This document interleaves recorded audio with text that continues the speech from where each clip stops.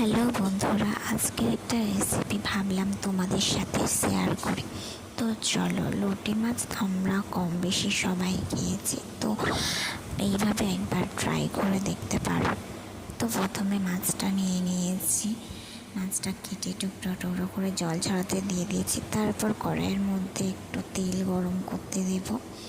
তো যতক্ষণ গরম হচ্ছে ততক্ষণ আমি আগে থাকতেই কিছু পেঁয়াজ, টমেটো, কাঁচা লঙ্কা কেটে রেখেছি, আদা রসুনের পেস্ট, তো সেগুলোই একে একে কড়াইয়ের মধ্যে দিতে থাকবো। তো ভালো করে নাড়িয়ে চাড়িয়ে নেব, তো ততক্ষণ অবধি হতে থাকুক। তো এর মধ্যে আমি কিছু মশলা অ্যাড করব, যেমন হলুদ গুঁড়ো, লঙ্কা গুঁড়ো, জিরে গুঁড়ো, ধনে গুঁড়ো, স্বাদ মতো নুন আর চিনি দিয়ে ভালো করে মশলাটা কষিয়ে নেব।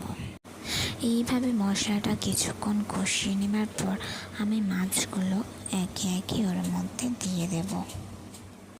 আর হ্যাঁ বন্ধুরা, এই মাছটা করতে গেলে অনবরতটাকে নাড়িয়ে যেতে হবে, যাতে করে তলায় না ধরে না যায়।